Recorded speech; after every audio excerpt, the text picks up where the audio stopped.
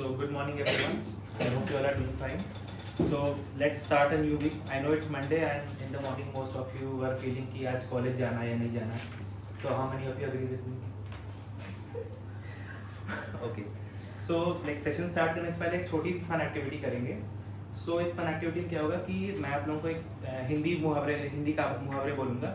So उसका first half बोलूँगा, second half आप लोगों को complete करना है. So for example जैसे like I'll say कि खोदा पहाड़ आप लोगों को हाँ आप लोगों को ये कंप्लीट करना है. So नाच न जाने बंदर क्या जाने आसमान से गिरे देन जले पर ऊंची दुकान यस. सो शायद अब हो सकता है आप लोगों की नींद थोड़ी बहुत खुल चुकी होगी. Okay, so we'll begin the session now. So there is an image on the screen. So I want to know your perception like image देख के आप लोगों को क्या समझ में आ रहा है. So I'll be asking one by one. So I'll start from Arion. There is a five-star hotel and it seems very pretty well from outside, but the employee is not satisfied with his job. He is doing heavy tasks and maybe doing overtime according to the clock. Yes. Pratik. So as Arion said, एक 5 star hotel दिख रहा है जो कि बहुत अच्छा तरीके से प्रेजेंट किया गया है एंड दूसरी तरफ वही 5 स्टार होटल का एम्प्लॉय है जिस पे बहुत बर्डन है प्लस बहुत सारे काम भी डिले हो रहे हैं. वो अपने जॉब से सेटिस्फाइड भी नहीं है. ये समझ में आ रहा है. Right. 5 स्टार होटल है पर उसकी मतलब सामने से तो बहुत अच्छा दिख रहा है पर उसकी बैकग्राउंड स्टोरी है कि the employees whoever are serving are struggling. Basically इसमें इंटरनल एंड एक्सटर्नल फैक्टर दिखाया है कि बाहर externally it's very nice and internally क्या एम्प्लॉय फेस कर रहा है दैट इज. इसमें बेसिकली दिखा है कि एक 5 स्टार होटल है और कैसे वहाँ का जो एम्प्लॉय है वो कितना बर्डन है, कितना काम उसके पास कितना टायरिंग है. बेसिकली इसमें outer truth versus inner reality की बात की गई है कि बाहर से जो ग्लैमरस लगता है ज़रूरी नहीं है कि वो ग्लैमरस ही हो. इसमें जो 5 स्टार होटल है वो इतना अच्छा लग रहा है बाकी उसकी बैक स्टोरी देखिए तो उसके जो एम्प्लॉय है वो उस पर इतना बर्डन है, ओवर टाइम कर रहा है, काम का लोड भी बहुत ज़्यादा है. Right. But rightly said by all of you.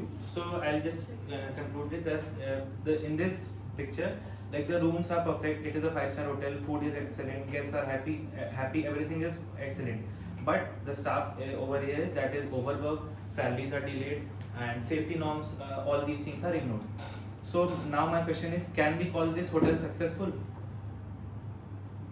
In terms of revenue maybe, but in terms of how the staffs are Working condition. Yes.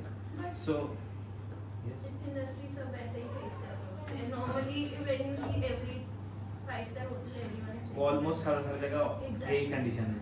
So but इसमें क्या होता है कि लाइक यहाँ पे business ethics comes into this picture. So इसमें क्या होता है कि लाइक आज के टाइम पे बिजनेस का सिर्फ एक लाइक प्रॉफिट बनाना ही मेन मोटिव नहीं होता है बल्कि बिजनेस की एक रिस्पॉन्सिबिलिटी साइड भी होती है.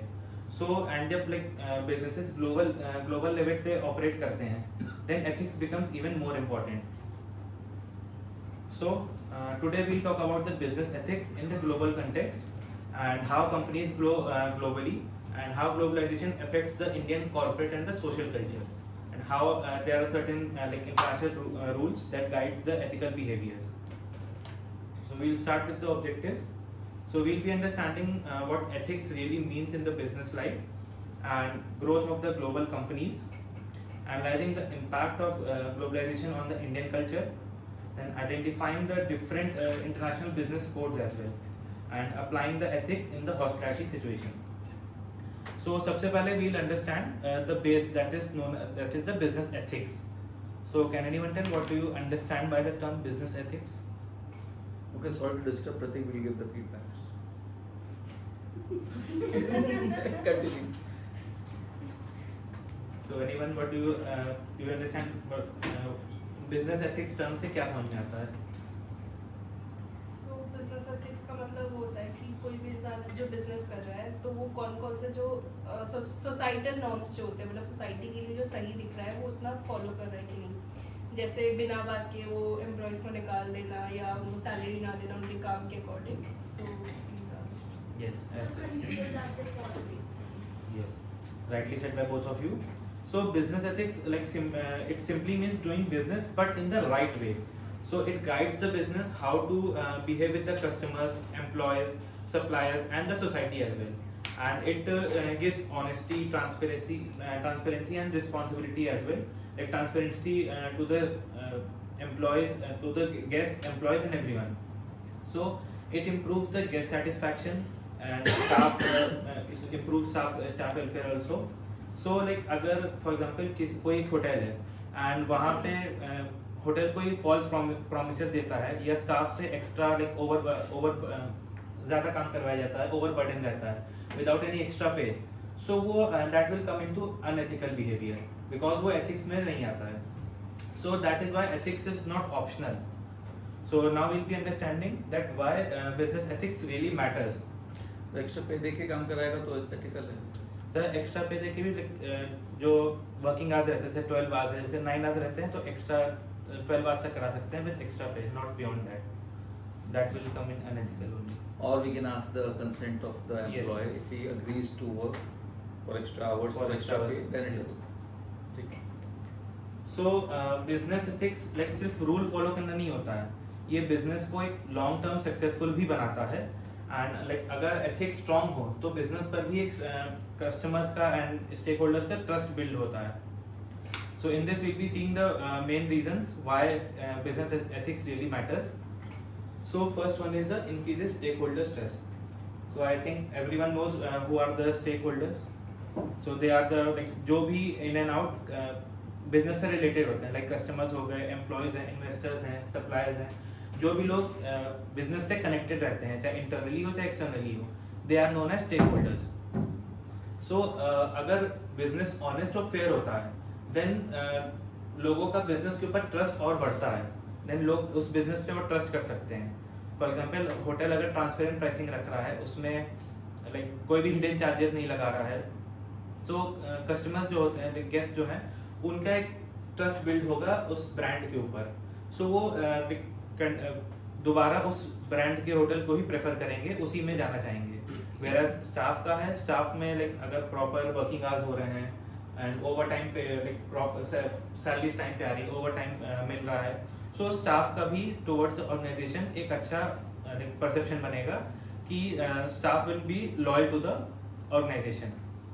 So in this like trust अगर एक बार बन जाता है तो ब्रांड ऑटोमेटिकली स्ट्रांग होता रहता है, बिकॉज अगर ट्रस्ट है तो ब्रांड भी अच्छा रहेगा, मतलब कस्टमर्स का और एम्प्लॉयज का ट्रस्ट रहेगा.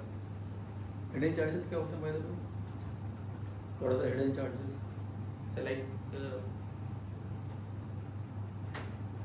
कोई भी एक्स्ट्रा चार्जेस अगर जैसे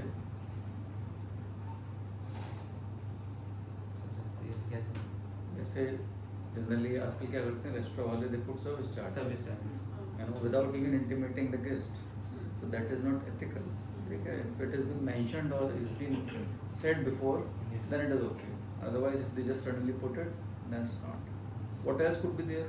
ये तो एक चीज एक scenario हो सर गया. बहुत जैसे रेस्टोरेंट्स को जीएसटी का वो अलॉट नहीं होता, लेकिन उनका लाइसेंस नहीं होता है कि वो जीएसटी चार्ज करें, फिर भी वो कर रहे होते हैं, तो एक वो भी एक होता है काइंड ऑफ. But GST तो it's almost compulsory to all नहीं.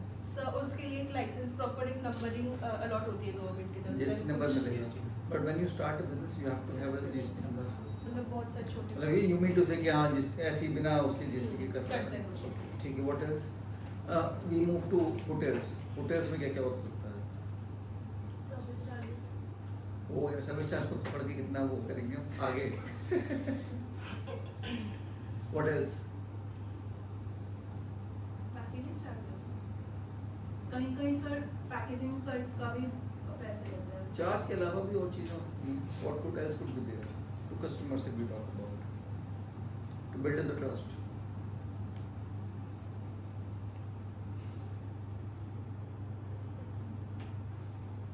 ओके. थोड़ा पहले अगर हम बात करेंगे इंटरनेट से पहले के टाइम पे या इंटरनेट के टाइम पे भी, तो they used to put pictures कि भैया ये ऐसा हमारा रूम है, और जब हम जाते थे तो room was different. Now it is quite real picture लगाना जरूरी है. It's commentary that you have to put real pictures. That could again be point of कि आप दिखा क्या रहे हो, बेच क्या रहे हो. हो सकता है दिखा रहे हो आप जो कमरा दिखा रहे हो वो डीलक्स दिखा रहे हो स्टैंडर्ड वाले में, और जब बंदा पहुंचे तो आपका ऑफिसर ये तो छोटा रूम है, तो how we define it. That's why nowadays you see they mention the dimensions also. Rooms का देखोगे ना जाके तो स्टैंडर्ड का इतना डायमेंशन है, डीलक्स का इतना डायमेंशन है, स्वीट का इतना डायमेंशन है, they have to put all the details also, not only कि पिक्चर डाल के इज एनफ फॉर देम।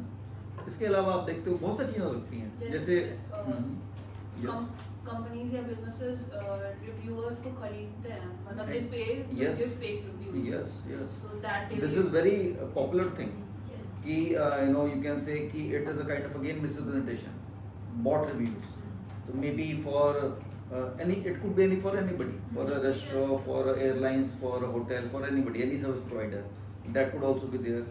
कुछ hotels जो होते हैं they project themselves as eco-friendly, they get you know होता ना niche clientele उन्होंने बना लिया अपना, so any false commitment that you made to the customers and you're not doing it actually, that is also something which is not getting you the trust of the people ultimately। So anything which has been promised or which is supposed to be there and is not there will lead to dissatisfaction, will lead to distrust। जैसे like online जितने booking apps होते हैं उस पर book करते हैं तो उसमें सारी फैसिलिटीज देते हैं कि ये बिल्कुल। सारी रहते हैं, बट वो आपने लिखा पार्किंग है हाँ। और जब गए तो पार्किंग नहीं मिली Parking नहीं आपको, रहती है, तो yes। May be anything like that.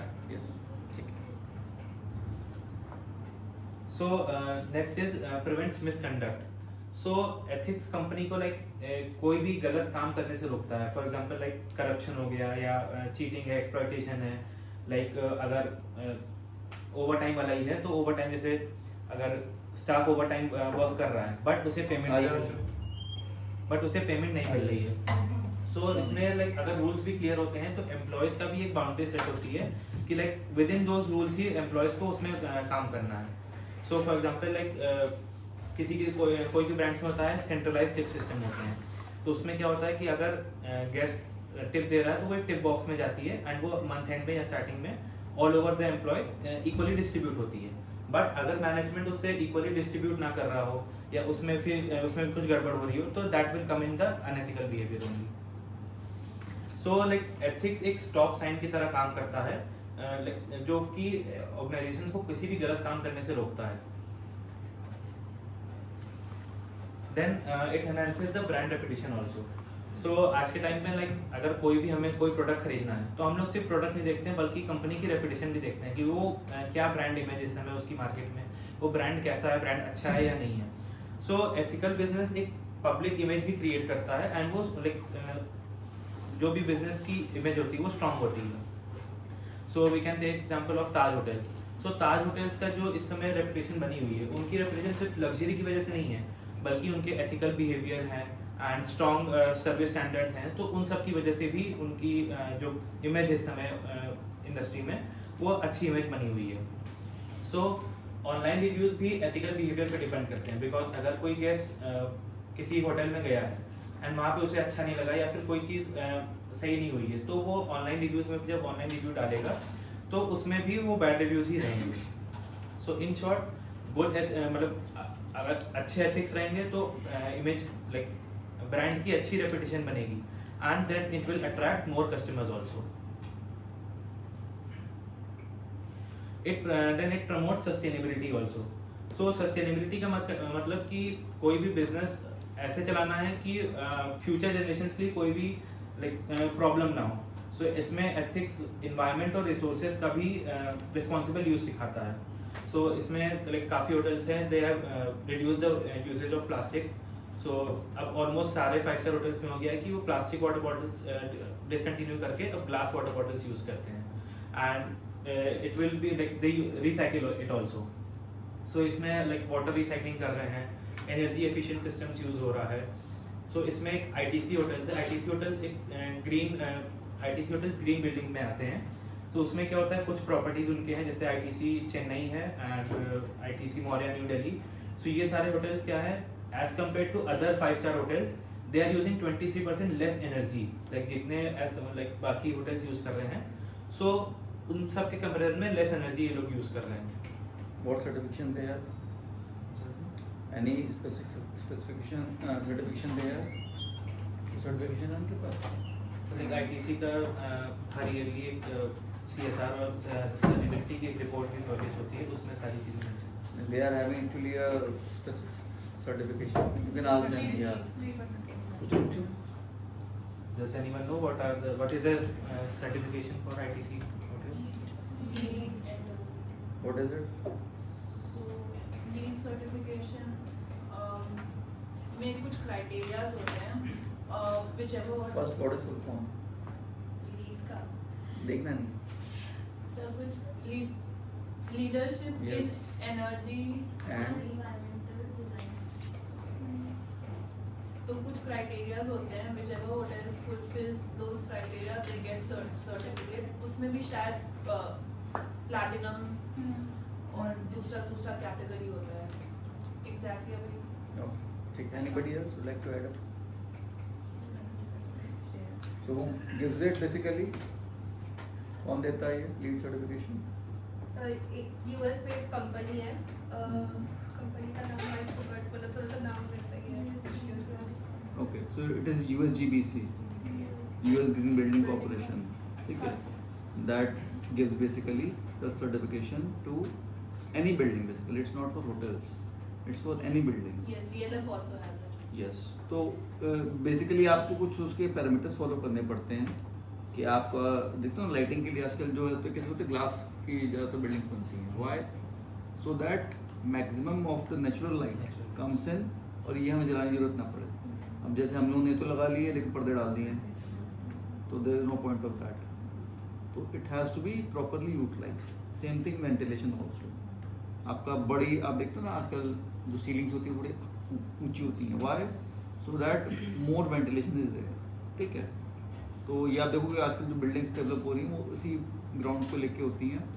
And जैसे उसने बताया that it is basically 4 certification होते हैं. Platinum, gold, silver and only certification. तो दे हैव पॉइंट्स. तो 90 से ऊपर मेरे ख्याल से प्लेटिनम होता है, ऐसा कुछ देख लेना. और इसमें काफ़ी पॉइंट्स होते हैं. लीड के almost more than I think they have got 100 points. तो जो भी उसको कितना फॉलो करता है, कितना क्राइटेरिया फुलफिल करता है, उसके accordingly they have been certified. And you will see कि आईटीसी की चेन के जितने भी होटल्स हैं maximum of them they are platinum certified. Maximum. And जो ये बता रहा है कि चेन्नई वाला I think the was the first one. Chennai वाला जो है आपका Chennai first. वो जो था मेरे ख्याल से वो पहला था.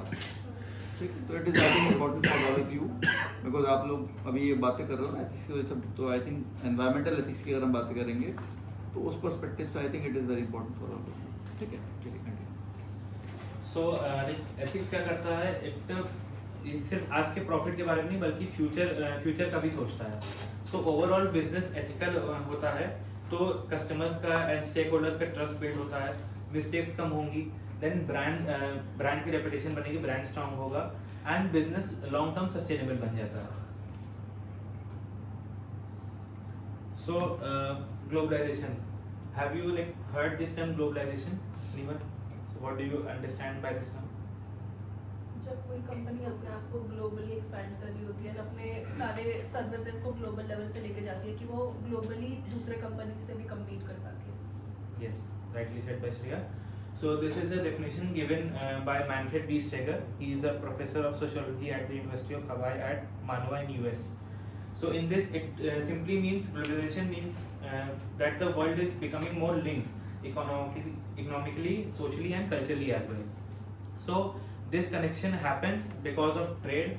It means like trade countries buy and sell goods and services globally. Then investment. So investment means company invest and expand businesses in different countries also. Then technology. So technology it helps people and the businesses also to communicate and work internationally. Then cultural exchange means sharing lifestyles, food habits, and ideas across the countries. So because of globalization, companies आजकल like सिर्फ within a country नहीं operate कर रही हैं, they are working globally as well. So like काफ़ी सारे international brands हैं जो कि अब इंडिया में भी हैं and Indian brands हैं जो out of India भी operate कर रहे हैं. So overall like globalization it connects the countries and creates opportunities for the business growth. What is relevant to business ethics as you were talking about that? How globalization is relevant to business ethics? अभी आप उसी की बातें कर रहे थे ना, ethics की। How it is relevant to globalization? Globalization की कंपनीज जितने रूल्स एंड रेगुलेशन, जितनी पॉलिसीज हैं, वो जितने एथिक्स हैं, कोई कंपनीज है उसके जो भी एथिक्स है वो ऑल ओवर फॉलो हो रहे हैं कि नहीं हो रहे हैं। बट हर कंट्री के अपने अलग अलग गाइडलाइंस होते हैं। तो बट जैसे इसमें कुछ ऑर्गेनाइजेशंस हैं जो बिजनेसेस के लिए स्टैंडर्ड सेट करी हुई हैं कि वो all over the world same follow होने हैं।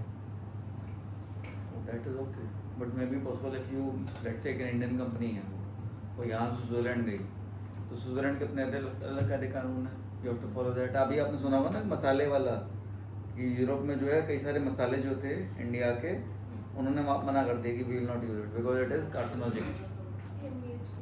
वो जो है हम लोग यूज नहीं करेंगे बिकॉज उससे क्या हो रहा है, कैंसर हो रहा है, या उसमें कैंसर का कुछ ऐसा मटीरियल जो जिससे कैंसर की संभावना है, तो उन्होंने मना कर दी है। यहाँ पे हम लड़ले यूज़ कर रहे हैं, तो कंपनी तो वही है, स्टैंडर्ड तो उसने सेट कर रखा है, बट यहाँ पे बेच रही है, वो बाहर नहीं बेच रही है, या बाहर में उसको बेचने नहीं दिया गया, वट एवर इट इज। तो कंपनी का तो स्टैंडर्ड है, but how you are linking with globalization, that's what I am asking. How ethics are relevant to globalisation?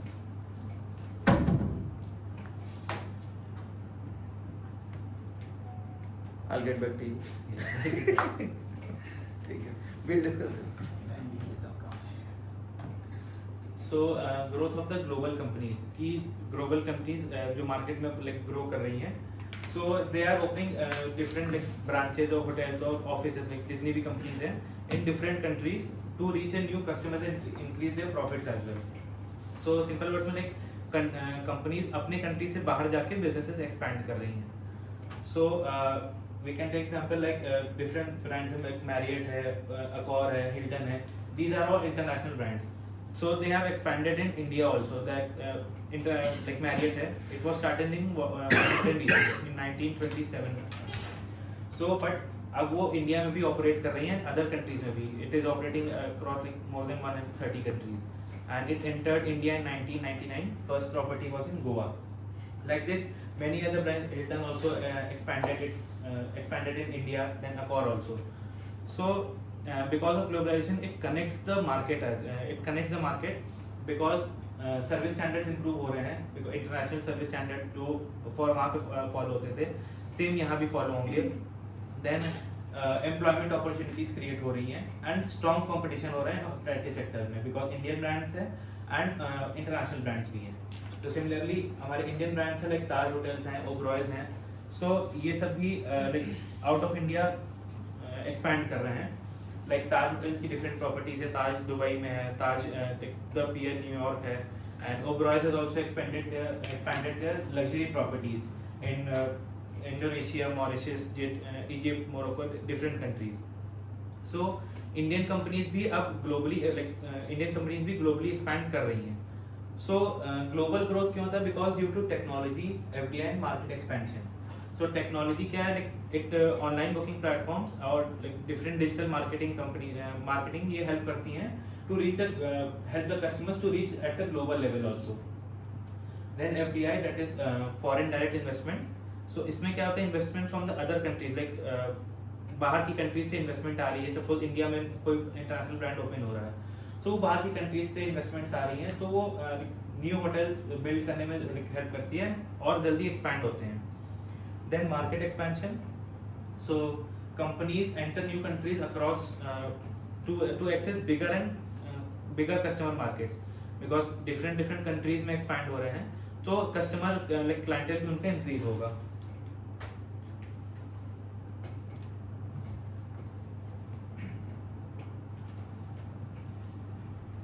So companies जो एक्सपैंड हो रही है, सपोज इंडिया में भी आ रही है या इंडियन कंपनीज बाहर जा रही हैं, सो उनका क्या इम्पैक्ट, लाइक ग्लोबलाइजेशन का क्या इम्पैक्ट हो रहा है इंडियन कॉर्पोरेट कल्चर पे? So we will be seeing this. So it companies जो फॉलो करती हैं ना, they follow global procedures and service standard to maintain the consistency like across all the countries. जो भी इंटरनेशनल सर्विस स्टैंडर्ड्स हैं वो same service standard India में भी फॉलो होंगे, सेम ब्रांड के। सपोज मैरियट ही है, तो मैरियट के जो भी इंटरनेशनल स्टैंडर्ड्स होंगे वो इंडिया में भी सेम फॉलो होंगे। सो वो एक इंटरनेशनल स्टैंडर्ड सेट करते हैं अक्रॉस एवरीवेयर, बिकॉज कस्टमर्स किसी भी प्रॉपर्टी में जाएं, चाहे वो विद इन इंडिया हो चाहे आउट ऑफ इंडिया हो, सो हर जगह उन्हें लाइक सब चीज स्टैंडर्ड्स पूरी सेम रहेंगी, service procedures. Then employees evaluated on merit. So इसमें क्या होता है लाइक कुछ इंटरनेशनल ब्रांड्स हैं जो कि एम्प्लॉयज़ का जो प्रमोशन होता है वो सिर्फ ईयर्स ऑफ एक्सपीरियंस पे नहीं बल्कि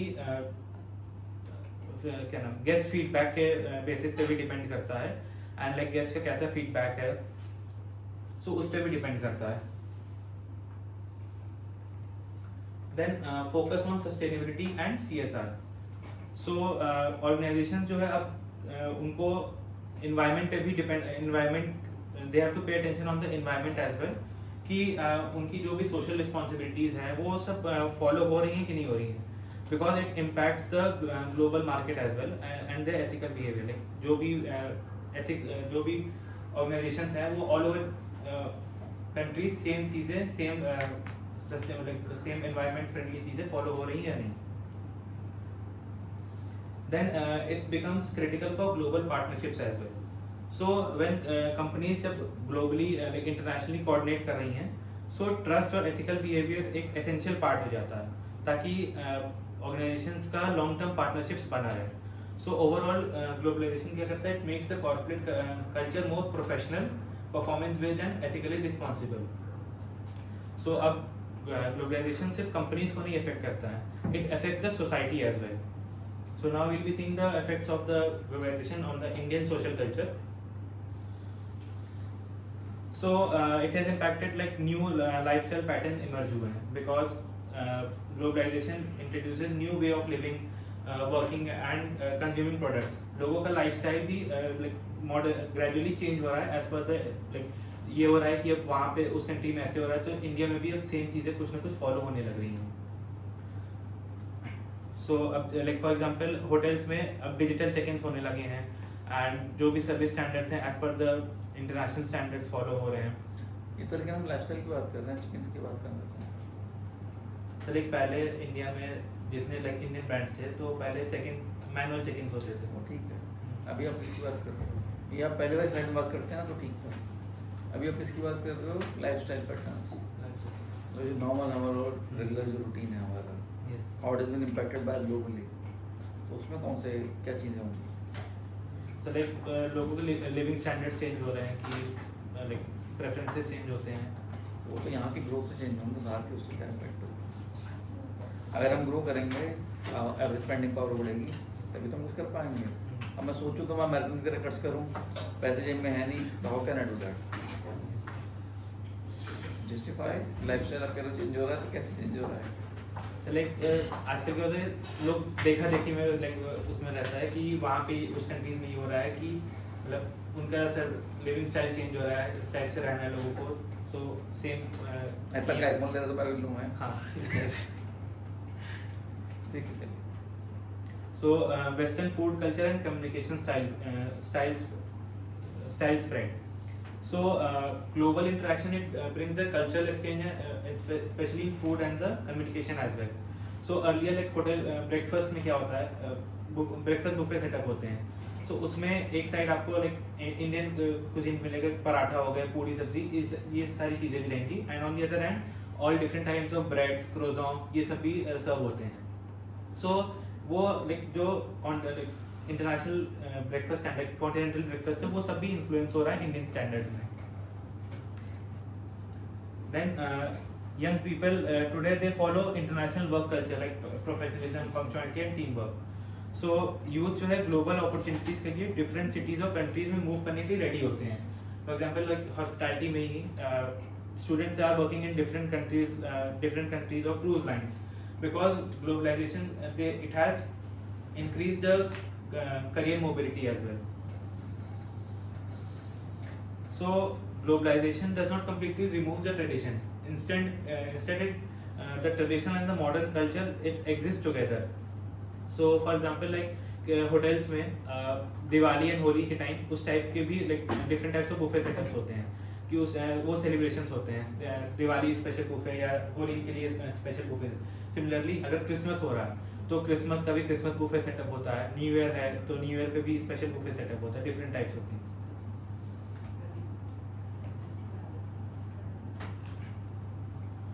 So there are some positive effects also of the globalization. So globalization has changed the way how business operates worldwide. So along with the challenges, it brings many positive opportunities as well, especially for industries like hospitality and tourism. So globalization allows foreign companies to invest in different countries also. So इससे like businesses open होते हैं and economy grow करती है, because foreign investments भी increase हो रहे हैं within the country.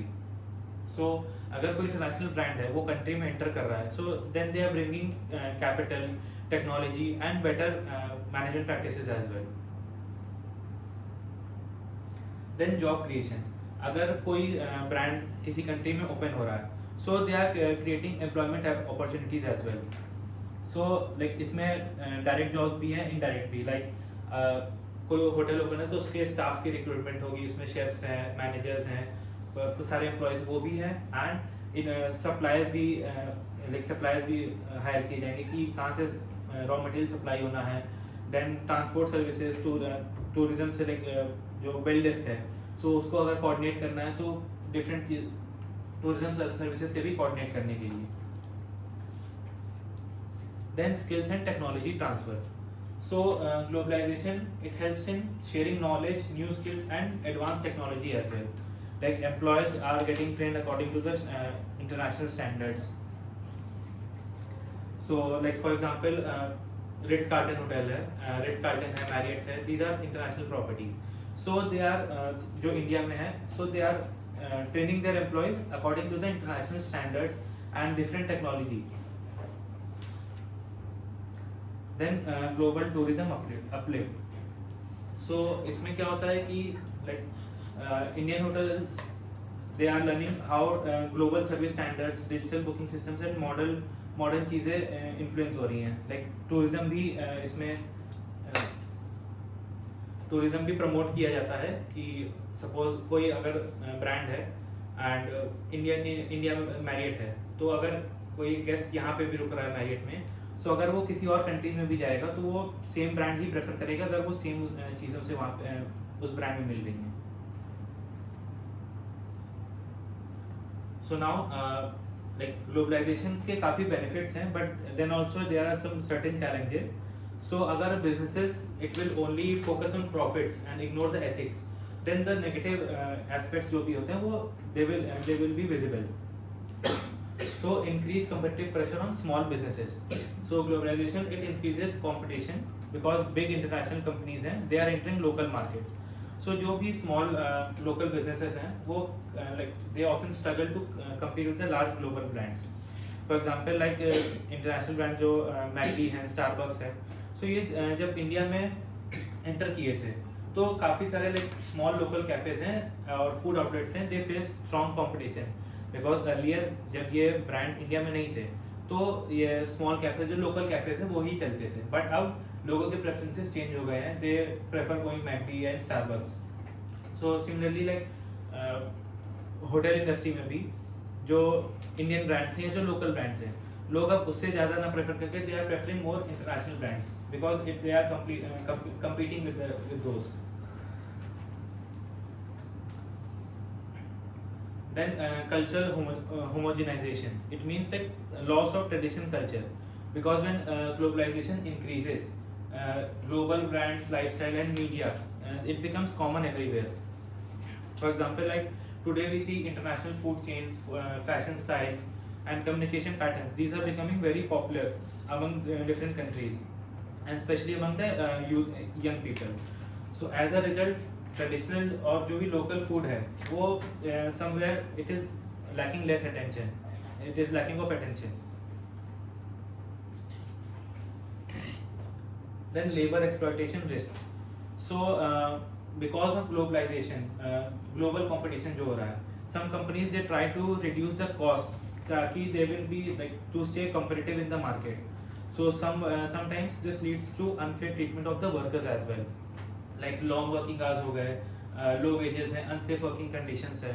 सो बाकी होटल से compete करने के लिए ये like long working hotel staff से एक्स्ट्रा काम करवाया जाता है. So now, like there are some ethical challenges as well जो companies face करती हैं globally because of different cultures, laws and expectations. Because different countries में different laws होंगे तो उसके according जो challenges face होते हैं. First is environmental sustainability. So global companies they must balance the profit with environmental sustainability as well. Because sometimes businesses focuses only on the expansion and ignore the environmental factors. So like many large hotels chain earlier they used to consume huge amounts of water and energy, but because of global environment pressure, brands like ITC hotels they have introduced green building concept, and there are various other organizations as well. Then cultural respect and inclusion. So in this, global companies they work with people from different cultures, religions and backgrounds. So ethical challenge तब होता है जब single culture, like one culture dominates the other और local traditions are ignored. So suppose जिस भी area में वहाँ पे जो भी local tradition है वो ignore हो रहे हैं. So it impacts that as well. So in hospitality, international hotel brands it customizes and serves services according to the local culture. कि जिस भी एरिया में वो वो होटल एस्टैब्लिश्ड है, सो वहाँ पे जो भी सर्विस स्टैंडर्ड्स होंगे सो वो उसके अकॉर्डिंग फॉलो हो रहे हैं या नहीं हो रहे हैं, लाइक उसका जो भी लोकल कल्चर रहेगा. सो इसमें we can take example like McD. When like McD जब इंडिया में नहीं था तो उसका जो पूरा मेन्यू था वो कम्प्लीटली नॉन वेज था, बट जब मैकडी वो उसको इंडिया में इंट्रोड्यूस करना हुआ then it introduce vegetarian menu as well. Then supply chain. So any idea of vegan? sorry sir. What is vegan? Vegan सुना क्या है? like less of plant based. Less or plant based? Plant based. ठीक है, continue. So in this in supply chain ethics, global businesses it depends on suppliers from different countries also, because and like ethical problem इसमें तब आ सकती है जब suppliers unfair labor practices use करें and different types of things. Like अगर कोई hotel must ensure that the food like for example कोई भी raw material hotel ले रहा है किसी भी supplier से, so like वो प्रॉपर सेफ्टी हाइजीन फॉलो कर रहा है कि नहीं कर रहा है वो supplier, then fair labour practices and ethical sourcing हो रही है कि नहीं, सो होटल्स को वो भी इंश्योर करना होता है. Then fair wages and workplace rights.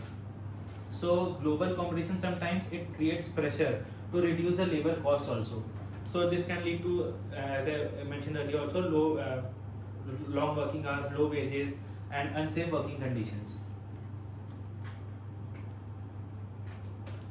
So there are some international codes होते हैं जो इंटरनेशनली सेट किए गए हैं to maintain the ethical business behaviour. So वो क्या होते हैं to handle these challenges international, ये गाइडलाइंस क्रिएट किए गए हैं. So it is international codes are globally accepted ethically. So इसमें क्या होता है कि different countries have different labor laws, but these codes create a common ethical standards for each organization working in each different countries. Then when companies they are operating globally, so they must respect the local laws but still remain responsible for their business practices. कि वहाँ जिस भी country के जो भी local laws होंगे वो भी follow हो रहे हैं, but जो business ethics like जो भी business practices हैं, जो भी ethics हैं वो भी follow हो रहे हैं same time पे. Then these codes are not only for the सिर्फ प्रॉफिट के लिए नहीं, वो पीपल पे और सस्टेनेबिलिटी पे भी फोकस हो रहा है या नहीं हो रहा है, लाइक इन्वायरमेंटल फ्रेंडली चीज़ें हो रही है या नहीं हो रही है. Then it helps the business to build trust and operate honestly. Like it creates transparency, means like transparency create करता है, कोई भी clear policies रहेंगी, ethical pricing रहेगा, fair management रहेगा. So now we'll be looking like ये codes कौन से हैं. So we'll be looking the major international codes behind them. So first is the UN Global Compact. It is a United Nations initiative that encourages companies to follow ethical principles related to human rights हो गए like labor है, environment है, and anti-corruption. So it is headquartered in New York. So it was established in year 2000 and ये हुआ क्यों था कि earlier time पे काफ़ी companies they were being accused of like child labor, poor working conditions.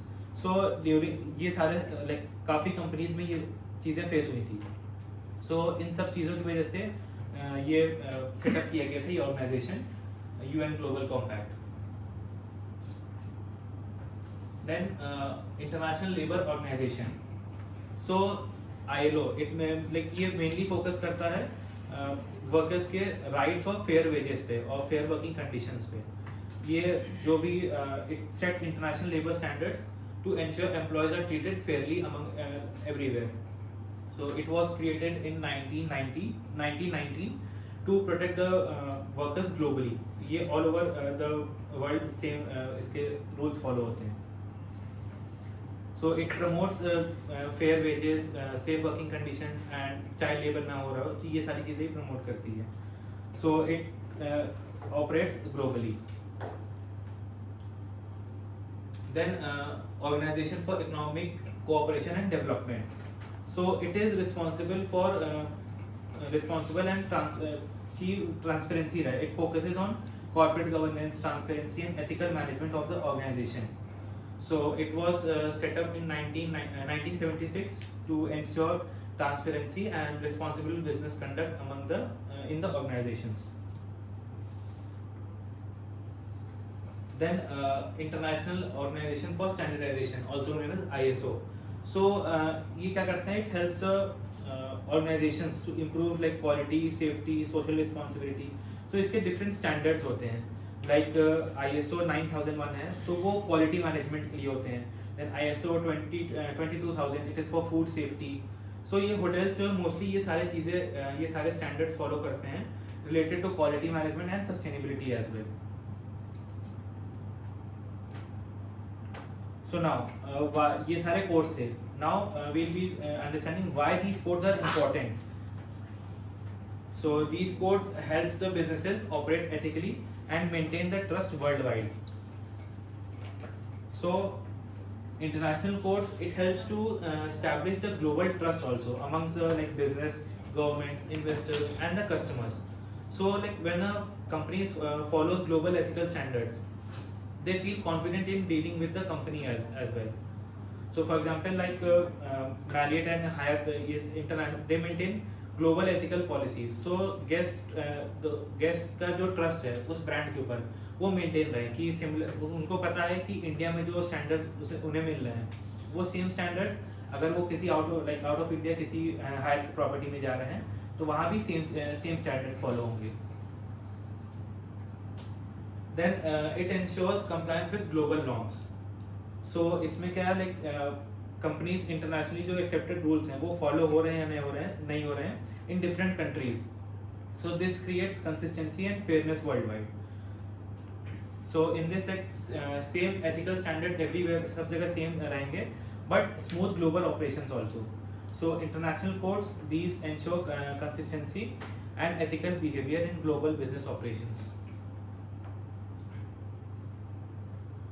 Then it enables accountability because accountability means companies are responsible for their actions. So international codes जो होते हैं वो अगर ऐसे companies में कोई भी mishaps हो रहा है या कोई भी unethical behavior हो रहा है तो वो companies खुद ही उस पर responsible रहेंगी कि अगर कोई चीज़ unfair practices हुए हैं तो वो companies को ही जवाब देना होगा कि वो क्या reason है उसके लिए. So many global companies like ITC अपनी CSR और सस्टेनेबिलिटी की रिपोर्ट हर ईयर पब्लिश करती है, वो नेट पे भी अवेलेबल है. उसमें सारी चीज़ें उनकी मेंशन रहती है कि उन्होंने पूरे ईयर में क्या किया है उसमें. So businesses they cannot hide the unethical actions when accountability it exist. So international codes it ensure that companies cannot avoid responsibilities for their actions कि अगर कोई भी एक्शंस हुए हैं तो वो कंपनीज ये नहीं बोल सकती कि मतलब उसको अवॉइड नहीं कर सकती.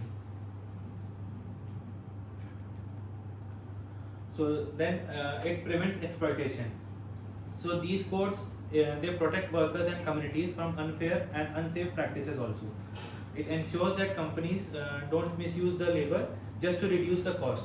So इसमें क्या होता है, ILO जो इंटरनेशनल लेबर ऑर्गेनाइजेशन, सो ये स्टैंडर्ड सेट करते हैं कि प्रॉपर फेयर वर्किंग पॉलिसीज रहे एंड फेयर वेजेस रहे, ओवर बर्डन ना हो, लाइक ओवर टाइम ज़्यादा ना करवाया जाए. सो ये सारे चीज़ें ILO ILO मॉनिटर करता है. So overall, international codes, they build trust and protect people. They ensure responsibility and maintain the global standards as well everywhere globally. So because of these benefits, ethical businesses become sustainable in the long run. So now I would like to conclude the topic for today. So ethics, it helps the companies to take right decisions and behave responsibly with employees and customers and the society.